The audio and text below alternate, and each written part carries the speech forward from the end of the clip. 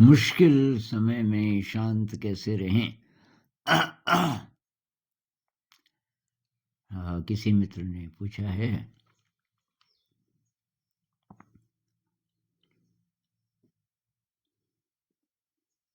तो भई मुझे तो सॉल्यूशंस अपनी ज़िंदगी से मिलते हैं कि मैं जब शांत रह पाया, तो वो कौन-सी ताकत थी जिसने मेरी मदद की और वो कौन से फैक्टर्स हैं फिर जो अशांत कर देते हैं हमको, मुश्किल चाहे हो या ना हो। बहुत बार बिना मतलब के भी हम अशांत हो जाते हैं। क्योंकि शांत और अशांत होने का बाहरी परिस्थितियों से मेरे ख्याल से ज़्यादा संबंध नहीं है। हमारा नज़रिया कैसा है ज़िंदगी को देखने का, स्थितियों को देखने का, हमारा एनर्जी लेवल कैसा है, हमारे जीवन का मकसद कैसा है, क्या है, इस पर डिपेंड करेगा।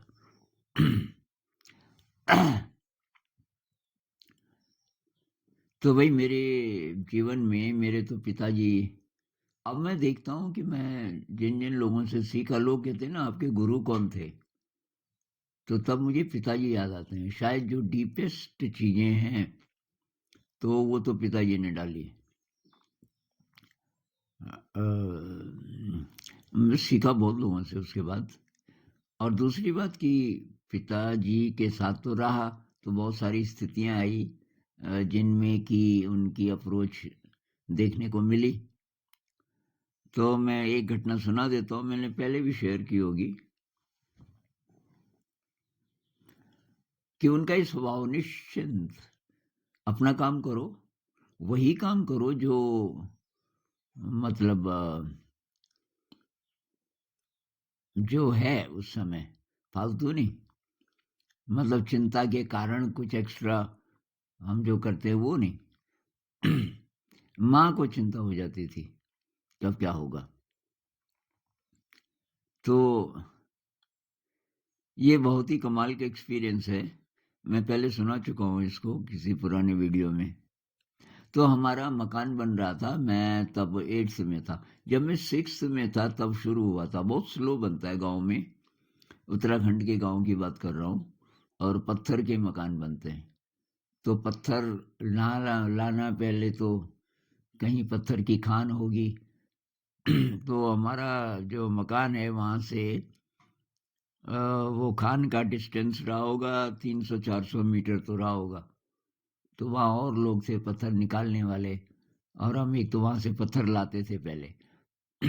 फिर उसको तराशना, मिस्त्री लोग उसको शेप देते हैं सही हर पत्थर को और फिर उसको मिट्टी के लेप से चिपकाते हैं, सीमेंट का यूज़ नहीं करते। बहुत स्ट्रॉन्ग होते हैं मकान। तो जब तक मैं 8th में गया वो पूरा हो गया। तो मकान की जो छत है, 2 मंजिल का मकान था, तो पहली मंजिल का जो, अब सीमेंट का मकान हो तो वो लिंटल डालते हैं ना, तो उसकी जगह पत्थर वाले मकान में तख्ते होते हैं। पहले बीम्स, मोटी-मोटी बीम्स लकड़ी की, उसके बाद तख्ते, तख्ते के ऊपर तब मिट्टी, बहुत मोटी मिट्टी, उसका फर्श होता है। तो अब इतनी लकड़ी, बहुत सारी लकड़ी चाहिए, तो गाँव में एक बहुत विशाल पेड़ खरीदा गया, जिसका डायमीटर रहा होगा 5 फीट से ज़्यादा। तो यानी कि उसकी जो गोलाई है वो 16-17 फीट तो रही होगी शायद। 5 अगर उसका नहीं और ज़्यादा, 5 अगर उसका व्यास है, तो अब उसकी उसकी सरकमफेरेंस निकालो तो लगभग वही 15-16 फीट। तो उसके लिए लोकल जो लोग थे, जो चिरानी जिसको बोलते हैं, जो आरा मशीन वगैरह चलाते हैं, उनके पास अच्छी मशीनें नहीं थी।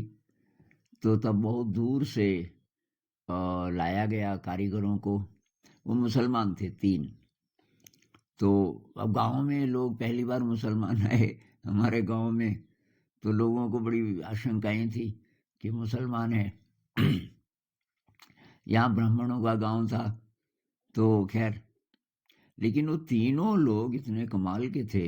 एक थे करीब 45-40 साल के, एक बूढ़े थे 60 से थोड़ा ज़्यादा, और उनका बेटा था उनके साथ जो 40 के आसपास रहा होगा, वो पढ़ा लिखा था और मेरे ख्याल से कहीं जॉब में भी था।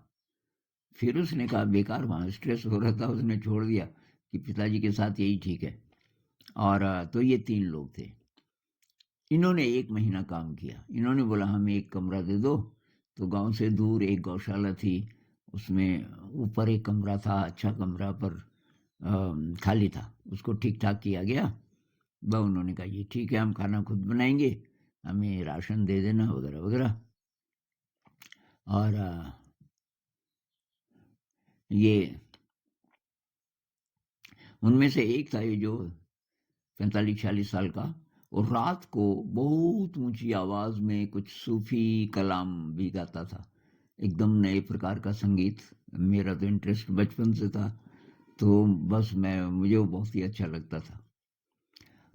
अब हुआ क्या कि करीब 10-12 दिन का काम उनका रह गया, तो उन्होंने बोला था पैसे इकट्ठे देना लास्ट में। हमने बता दिया था, मेरे से बड़े 3 भाई थे जो सपोर्ट कर रहे थे, मतलब वो मनी ऑर्डर भेजते थे हर महीने कि भाई ये इतने पैसे लगभग हो जाएंगे, काफ़ी सारे पैसे थे। तो उन्होंने बोला चिंता मत करो। इत्तेफाक से हुआ ये कि उनका काम पूरा हो गया और मनी ऑर्डर किसी का आया नहीं। अब कल उन्होंने बोल दिया था कल सुबह हम जाएंगे। अब माँ को बड़ी चिंता, 1 दिन पहले से माँ बार बार पिताजी के पास जाए कि आप कुछ करो। पिताजी ने कहा तो बता क्या करना है, कि कहीं आसपास के गांव में जाओ, किसी, अरे कि इतना पैसा किसके पास होगा। माँ मेरे पास आई, तेरे पिताजी कुछ नहीं करने वाले हैं, और ना उनको कोई चिंता लग रही, वो तो बस खुश हैं, बातें भी नहीं कर रहे, इतनी बड़ी प्रॉब्लम है, बस तू कि सुबह हम चलेंगे, सुबह अंधेरे में। मैंने कहा कहाँ कि, अरे यार कुछ तो देखेंगे ना क्या करना है। तो माँ एक बगल के गांव में ले गई, 1 किलोमीटर से ज़्यादा, अंधेरे में चल पड़े हम, मतलब 4:30 पौने 5 बजे होंगे। जब तक हम उस गांव में पहुंचे अभी भी ढंग से उजाला नहीं हुआ था। एक घर में गए, उन्होंने बकरियां बेची थी अभी कुछ दिन पहले, इसलिए माँ को पता चला कि बकरियां बिकी, तो काफ़ी सारे पैसे होंगे उनके पास। तो उनको बोला कि आप हमें ये पैसे चाहिए थे।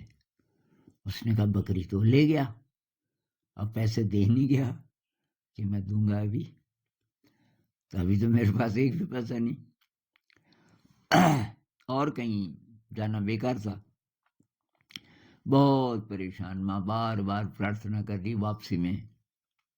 फिर शिव जी का मंदिर था, मतलब वहाँ पे एक पानी का स्रोत है, पानी का झरना समझ लीजिए, छोटा सा, जहाँ से गांव वाले पानी भरते हैं, और एक शिव जी का मंदिर है छोटा सा। मंदिर के सामने प्रार्थना करने लगी। मैं भी खड़ा हो गया, मैं भी मानता था तब तक ये मंदिर वगैरह को, लेकिन उसके बाद भी अब क्या होगा, वो लोग आ गए होंगे, पता नहीं आपके पिताजी के साथ वो क्या बात कर रहे हैं। अरे मुसलमान तो वो पता नहीं, मैंने सुना बहुत खतरनाक होते हैं, और अब क्या होगा। तो हमारा जो घर है वो मंदिर से 200 मीटर तो करीब होगा।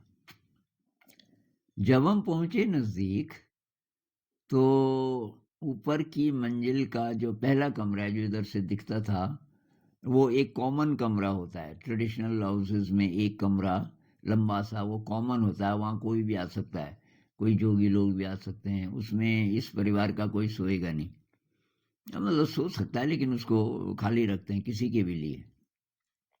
तो पिताजी भी, उनके पास अपना अलग हुक्का होता था। ये जो मुसलमान लोग थे कुछ अलग डिजाइन का, पिताजी का हुक्का अलग होता था।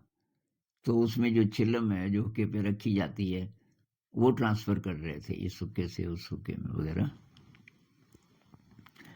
अब हम जैसे ही दिखे, वो जो 3 हैं उनमें से एक ने कहा, "आ गई माताजी।" वो माँ को माताजी बोलते थे। और उससे पहले उनका ठहाका सुनाई दिया। माँ एकदम रुकी, मेरी तरफ देखने लगी, ये तो हँस रहे हैं।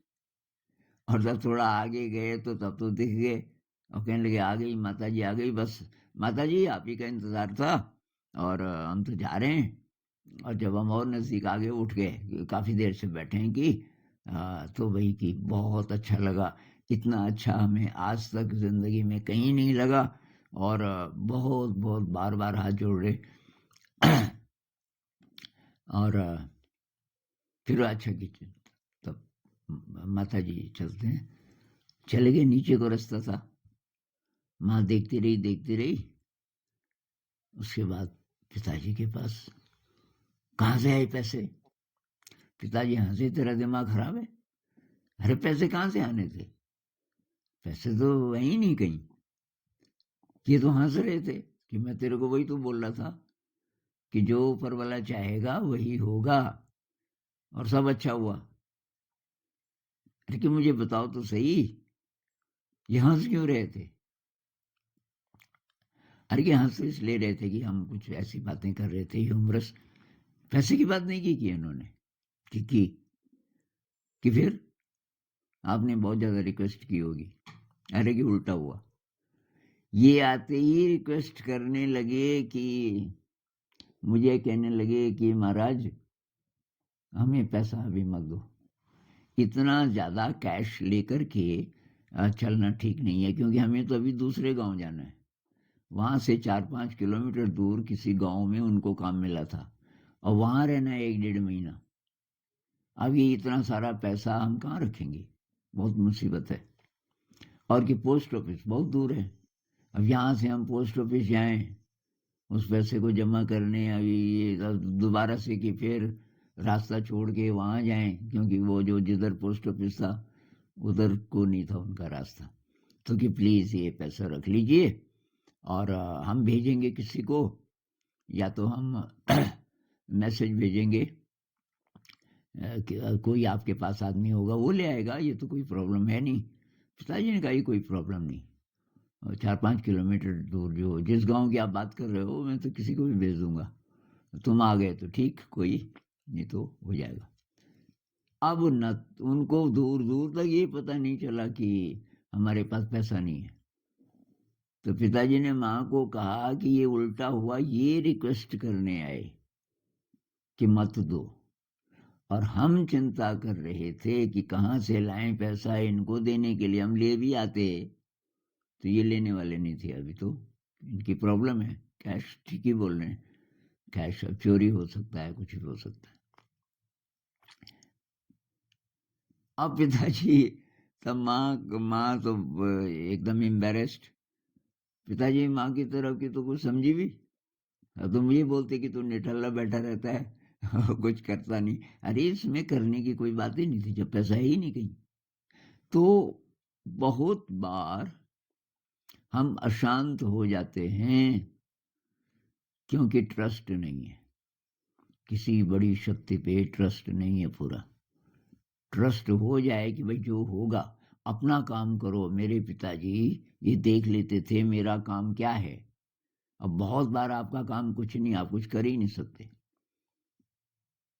अब आपको पिकनिक पे जाना था, दोस्तों को फ़ोन किया हुआ है और कल कि भाई आजकल मौसम बहुत बढ़िया है और कल पिकनिक पे जाएँगे और वहाँ से वीडियो बनाएँगे जंगल से, बहुत हिमालय का दृश्य। और रात से ही बारिश शुरू। सुबह जब आपने देखा कि ये तो भयंकर आसमान काला और बारिश हो रही है, तो आज तो नहीं जा सकते। अब आपका मन खराब, मतलब इस केस में ये अशांत मन हो ही जाता है ना कि भाई आज तो मैंने प्लान किया था कि हम घूमने जाएंगे, अब ये नहीं हो पा रहा है। दूसरी अप्रोच है उसको एक्सेप्ट करो। शायद आज पिकनिक पे जाना ठीक नहीं था। मतलब ये जो बारिश है ये बोल रही है कि भाई ठीक नहीं है। 2 चीज़ें हैं, एक तो हम अपनी ज़िद से चलें कि अजी हाँ, ठीक नहीं है, क्यों नहीं है? जाएँगे, आज ही जाएँगे चाहे बारिश भी हो रही है। एक अप्रोच ये है कि आपने ठान लिया तो करना ही करना है, चाहे चाहे वो सूटेबल काम अब नहीं है ऐसी परिस्थितियों में, लेकिन क्योंकि आपने फैसला किया, आप ये माई विल, गॉड्स विल नहीं, माई विल, तब दुख होगा। और उसी कारण से अशांति होती है, क्योंकि हम अपनी इच्छा को ऊपर रखते हैं। मेरी इच्छा, मैं ये करना चाहता हूँ, मैं ये करना चाहता हूँ। तो क्या एम्बिशन नहीं होनी चाहिए जिंदगी में? भाई एम्बिशन हो, लेकिन साइकोलॉजिकली गुलाम तो नहीं बन जाओगे आप दुनिया के। मान लीजिए मेरी एम्बिशन है आईएएस ऑफिसर बनूं, और इसकी छानबीन अगर मैं करूं, क्यों बनना चाहता हूं, मुझे पता है आईएएस ऑफिसर बन के क्या करना पड़ेगा सुबह से शाम तक, वो तो नहीं ना पता। पहले तो वो पता करो जो हैं वहां वो खुश हैं क्या, क्या क्या कर रहे हैं, वो काम आपके मतलब का है। तो वो तो आप पता इसलिए नहीं कर रहे कि उससे नहीं है आपका मतलब। चाहे स्ट्रेस हो, चाहे एंजाइटी हो, कुछ भी हो, मुझे वो करना है क्योंकि नाम होगा, पैसा ज्यादा मिलेगा, है ना, इज्जत करेंगे सब लोग। तो आप दुनिया के गुलाम हो रहे हैं। इस ये काम अगर आपका बन गया तो साइकोलॉजिकली आप दुनिया के, मतलब अभी भी हैं, आपकी सोच में गुलामी है। जो भी काम आप करने जा रहे हो उससे आप संसार पे और ज्यादा डिपेंड तो नहीं होने लगे। अगर होने लगे तो तब आप शांत नहीं रह सकते। ये आजकल ना, ये क्या है, FOMO, fear of missing out, कि कुछ अच्छी चीज है और वो सबको मिल रही है, मैं ही वंचित रह गया। दुनिया की गुलामी। जब जब आप सोचते हो कि मेरे पास ऐसा होता, ऐसा होता, ऐसा होता तो मैं दिखता, मेरी तारीफ होती, आप दुनिया के गुलाम बन रहे हो। दिख किसको दिखता? दुनिया को। और वो अगर ना बोले, अच्छा भाई मुझे 2 लाख की मोटर बाइक चाहिए, आप कल्पना कर रहे हो उसमें बैठ करके मैं जाऊंगा, मुझे लोग देखेंगे, वाह, ये है गुलामी। और अगर कोई ना देखे तो, अगर एक्सीडेंट हो जाए तो, अगर पहले ही दिन टक्कर हो जाए और बिल्कुल उसका कबाड़ा बन जाए मोटर बाइक का, कुछ भी हो सकता है ना, तो तब आप बहुत ज्यादा विचलित हो जाएंगे। अगर मोटर बाइक आप इसलिए खरीदना चाहते हो, और तब 2 लाख नहीं है इम्पोर्टेंट, कोई सेकंड हैंड दे दे आपको, मान लीजिए कि 20,000 में, यार मेरे पास ये बेकार पड़ी है, अब मैंने तो कार ले ली है, मैं चलाता नहीं कभी, तू ले ले, अब फ्री ले ले, अब तुमने बोला ना फ्री तो मैं नहीं लूंगा कुछ पैसे, अच्छा चल 20,000 दे दे। अब तो अगर आप इसलिए ले रहे हो भाई काम है थोड़ा, इससे आसानी होगी, तो कोई देखिए ना देखिए, इससे आपको कुछ लेना देना नहीं। तो ये है कि साइकोलॉजिकली आप दुनिया पे डिपेंडेंट नहीं है। मोटरसाइकिल इसलिए खरीद रहे हो कि इससे थोड़ा मदद मिलेगी। तो भाई ये बात है कि अपनी विल पे आप अड़ गए तब अशांत हो जाओगे। अपनी विल को एक तरफ रख दो, thy will o God not mine be done, हे ईश्वर, हे अल्लाह, तेरी इच्छा पूरी हो, मेरी नहीं। मेरी इच्छा पूरी नहीं हो, ये हिम्मत है बोलने की? क्यों ना हो जी मेरी इच्छा पूरी? अरे इसलिए कि तेरी इच्छा गड़बड़ हो सकती है, और जो ईश्वर की इच्छा है वो तो आपकी इवोल्यूशन के लिए है। ईश्वर की इच्छा, जो ईश्वर आप नहीं मानते, हमारा ही जो हायर सेल्फ है, हमारा ही जो डीपर विजडम है, जिस तक हम आसानी से पहुंच नहीं सकते, उसकी विल, क्योंकि वो जानता है। तो ये अगर हम अप्रोच शुरू से रखें कि चीजों को अतिरिक्त वैल्यू न दें,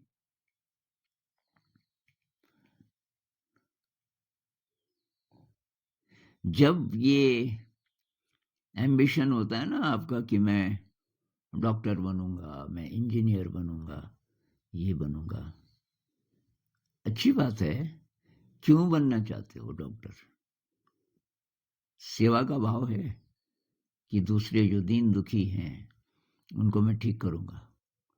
ये वाली फीलिंग है कि ये है कि मैं डॉक्टर सफ़ेद कोट पहन के तब लोग बोलेंगे डॉक्टर साहब, मैं पैसा भी खूब कमाऊँगा, इज़्ज़त भी खूब होगी। तो ऐसा वाला जब भाव आए तो ज़िंदगी को आखिर तक देख लो, कितने साल रहूँगा मैं डॉक्टर? रहूँगा 20, 25, 30 साल। अच्छा, उसके बाद? तो मैं रिटायर हो जाऊँगा। उसके बाद? तो मैं बूढ़ा हो जाऊँगा। उसके बाद मृत्यु आएगी। मृत्यु के समय जब मैं पीछे देखूँगा कि इतने साल डॉक्टर बनने की तैयारी से लेकर और डॉक्टर बनने तक और ये डॉक्टर की नौकरी करने का जो पूरा समय था, वो सारा उस दौरान मैंने अपनी इवोल्यूशन के लिए क्या किया? वो कुछ नज़र ही नहीं आ रहा। तो ज़िंदगी तो बेकार चली गई ना। चाहे आप डॉक्टर हो, चाहे इंजीनियर हो, चाहे प्रधानमंत्री हो, चाहे विदेश मंत्री हो, चाहे कोई भी हो। तो क्या एम्बिशन नहीं होनी चाहिए?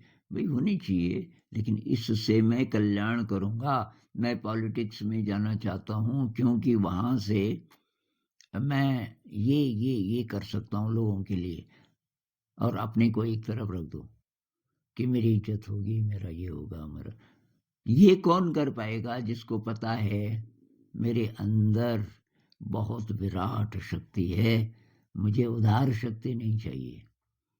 मेरे अंदर इन्फिनिट विज़डम है, मुझे किसी की तारीफ़ की ज़रूरत नहीं है।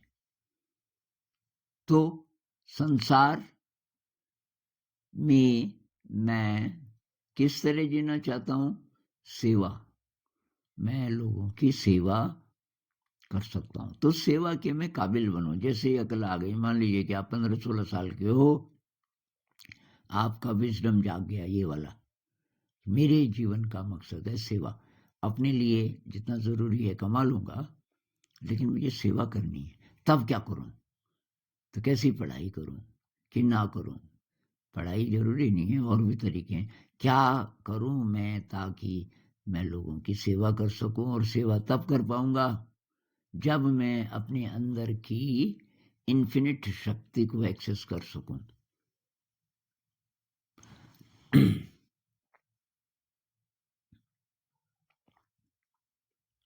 तो वही मेरे साथ जब ये प्रोग्राम शुरू हुआ ना स्कूल का 2004 में विधिवत, तो जब ऐसी विकट परिस्थितियाँ आती थी, मुश्किल समय आता था, मन एकदम अशांत हो जाता था, मैं सोता नहीं था।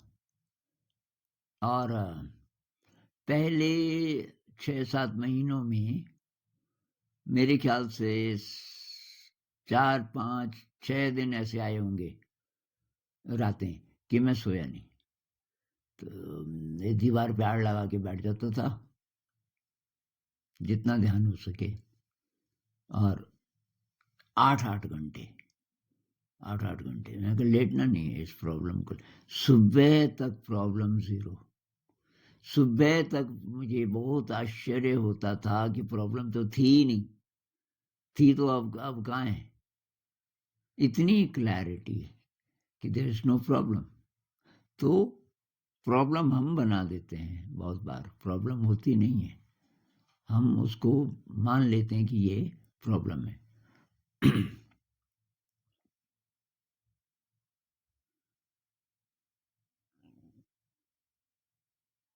एक बार क्या हुआ कि ये बात है 2012 की, हमारे स्कूल को 8 साल हो गए थे। तो अचानक कुछ ऐसा हुआ कि ऐसी पॉलिसी बनी ऑर्गेनाइजेशन की, क्योंकि हमारा तो यहाँ कुछ नहीं है ना, हमें तो ये जगह दी हुई है स्कूल चलाने के लिए। तो उन्होंने कहा कि भाई मिल के काम करेंगे, और मतलब कुछ हम लोग भी और आप लोग भी मिल के स्कूल चलाएँगे। ये आइडिया मुझे पसंद आया नहीं, क्योंकि मैं जो कर रहा था वो उनको समझ अभी आ नहीं रहा था और लोगों को। तो मैंने कहा मिल के तो ये कुछ और होगा फिर। तो जैसे ही मैंने उस ईमेल नया-नया आया था, वो चिट्ठी पढ़ी, स्प्लिट सेकंड में एक तो मैंने ये फैसला किया मैं यहाँ नहीं रहूँगा, इन्हीं को करने दो, मैं दूसरा शुरू करूँगा कहीं। लेकिन वो 8 साल घूमे मेरी ज़िंदगी में, जो मैंने स्कूल को दिए, 8 साल। एक-एक दिन एकदम रत्न जैसा। मैंने कहा मैं इन 8 सालों में जिया। इससे पहले मरा-मरा रहा। कोई छिटपुट कुछ अच्छे अनुभव, लेकिन ज़्यादातर डार्क अनुभव, ज़्यादातर मतलब कुछ हुआ नहीं, लेज़ी सा। इन 8 सालों में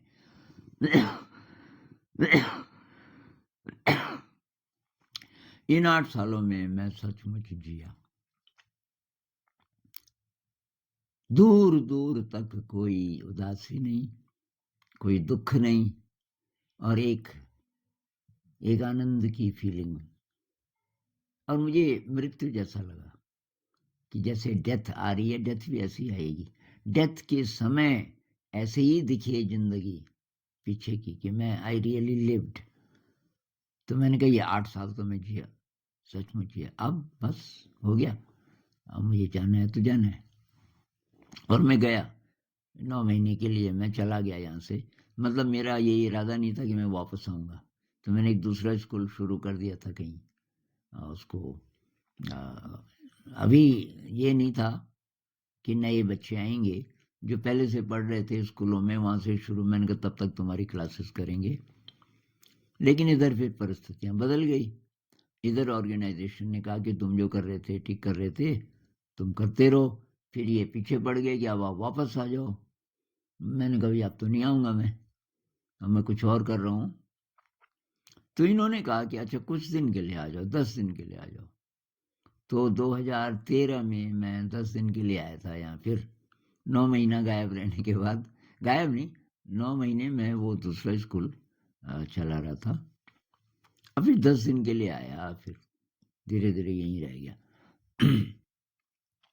तो भई शांत रहने की पहले से आदत है, तब तो मुश्किल समय हो, कोई समय हो, आप शांत रह लोगे। शांत आप कब रहोगे? जब आपकी ज़िंदगी की वैल्यूज़ सही होंगी। सही वैल्यूज़ में जब आप हैं, आपके अंदर जो अनंत शक्ति है, उसके सहारे आप जी रहे हो। सहारे कह लो या उसकी शक्ति से आप जी रहे हो। और आप दुनिया की भाग-दौड़ में शामिल हो सकते हो, लेकिन अपने दम पे, और साइकोलॉजिकली दुनिया से फ्री हो। अब शुरू से कोई फ्री हो सकता है, नहीं तो फ्री होना पड़ता है धीरे-धीरे प्रैक्टिस करके। अब पता नहीं आपको ये बात समझ आई कि नहीं आई, इस पे और बात करेंगे। लेकिन आप पता करो कब आप अशांत हो जाते हो। कहीं इसलिए तो नहीं कि आपने ज़िद पकड़ी हुई है, कि ऐसे ही होना चाहिए था और वैसा नहीं हुआ तो आप अशांत हो गए। अपनी ज़िद मत पकड़ो, जो हो रहा है होने दो। आपका क्या काम है वहाँ पीछे नहीं रहना। जो होना है होने दो का मतलब ये नहीं कि आप सो जाओ बस अब घोड़े बेच के। आपका जो कर्तव्य है वो करो, वो कर लिया, अब शांत रहो। अब कोई ज़िद नहीं। भई मेरा काम हो गया, मैंने जो करना था, तो अब मैं क्यों चिंता करूँ, अब जो होगा, होगा, वो ऊपर वाले की मर्ज़ी है। ये अगर हम करें तो कितना भी मुश्किल समय हो, मुश्किल पहले तो लगेगा नहीं। मुश्किल समय से ही हमारा इवोल्यूशन होता है। तो ये सब वेलकम करना चाहिए। कोई भी इमोशन हो, उसको वेलकम करो। थोड़ी देर के लिए अशांत मन होगा, कितनी जल्दी आपका विज़डम काम करना शुरू करता है, उस पर डिपेंड करेगा, और पहले की कितनी ट्रेनिंग है कि आप कितनी जल्दी वापस आ जाते हो अपनी स्टेट में, कि आप ठीक हो। तो मुझे पहले पूरी-पूरी रात लग जाती थी, और अब कुछ घंटे लगने लगे फिर उसके बाद। अभी शायद ज़्यादातर केसेस में कुछ मिनट लग सकते हैं। वो कोई बहुत ही बड़ा तूफ़ान हो गया तो भी 1 घंटा तो नहीं लगेगा, तो भी कुछ मिनट ही लगेंगे। तो यही तो है इवोल्यूशन, सीखना है लगातार, लगातार। नमस्कार।